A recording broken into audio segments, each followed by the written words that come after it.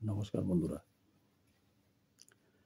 আজকে যে খবরটা বলছি সেটা হলো একটা কাকতালীয় ঘটনা। কী ঘটনা?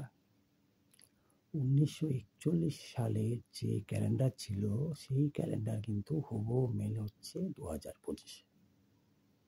আর তাতেই কিন্তু সারা বিশ্বে ভয় দেখা যাচ্ছে। কেন?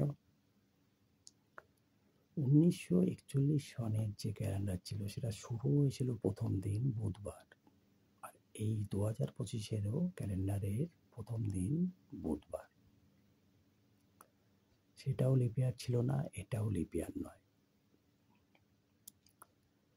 কেন এই দুটো এত 84 বছর পরে এই দুটো সাল মিলে যাচ্ছে? তার কারণ হচ্ছে সারা পৃথিবীতে গ্রেগরিয়ান ক্যালেন্ডার সবচেয়ে বেশি ইউজ করা হয়।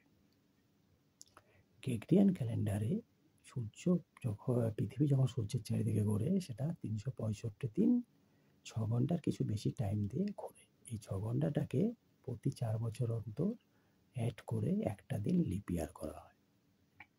আর তার জন্য কিছু বছর অন্তর এই দুখানা যে এই কিছু ইয়ারের মধ্যে এই মিলটা চলে আসে। কিন্তু মিল আসাটা কোনো প্রবলেমের নয়। সমস্যার সৃষ্টি হলো 2041 আর 2025 সনের 1941-2025 সনের যে ক্যালেন্ডার দুটো আছে, এটা খুব বিপজ্জনক সংকেত দিচ্ছে। 1941 সনের যে ক্যালেন্ডার সনটা ছিল সেই ক্ষেত্রে অর্থনৈতিক কিন্তু টালমাটাল হয়েছিল।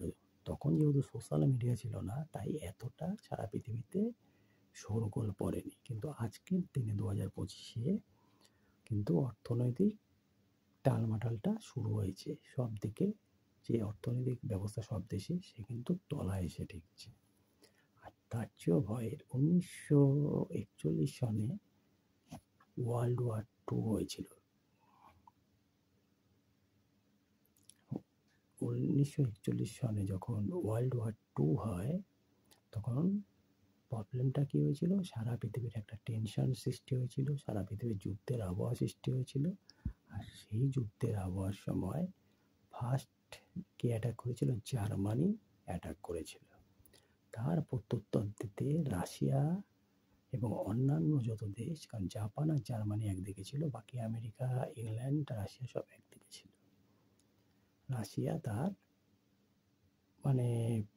বিভৎস যে প্রত্যুত্তর দিয়েছিল এবং অ্যাট লাস্ট হিটলার কিন্তু পরাজিত হয়। এবং মেন যেটা দুঃখজনক কালা দিন যাকে বলে ইতিহাসে, সেই দুটো দিন হয়েছিল যখন জাপান পার্ল হারবারের ওপর অ্যাটাকটা করে। তার প্রতিঘাতে আমেরিকা কী করেছিল? হিরোশিমা নাগাসাকিতে দুটো অ্যাটম বম চার্জ করে দিয়েছে। সেই জিনিসই আজ 2025-এ কিন্তু আবার টেনশন শুরু হয়েছে। যেমন ইসরায়েল, ইরান, রাশিয়া, ইউক্রেন, অর্থাৎ ইনডাইরেক্টলি রাশিয়া, ন্যাটো। রাশিয়ার সাথে কারা আছে? China, North Korea, Iran. আর ওইদিকে চায়না, তাইওয়ান, আর কিছুদিন আগে ভারত পাকিস্তানও যুদ্ধ হয়ে গেছে। তাই মানুষের ভয় যে 1941-এর মতো 2025 আরও ভয়ঙ্কর হবে না তো? কারণ সংকেত কিন্তু সব দিক থেকে সেরকমই আসছে। তার সাথে প্রাকৃতিক দুর্যোগ, ভূমিকম্প, সুনামি সব কিন্তু শুরু হয়ে গেছে। তাই এই কাকতালীয় এটা ঘটনা নাকি এইটা কোনো প্রলয়ের ইঙ্গিত দিচ্ছে, সেটা কিন্তু ভবিষ্যৎ বলবে। এই বছরটা যত শেষ হলে আমরা বুঝতে পারবো সেটা প্রলয় হিসাবে আসছে না মোটামুটি আমাদের জীবনধারা যেরকম চলে সেরকমই আসছে।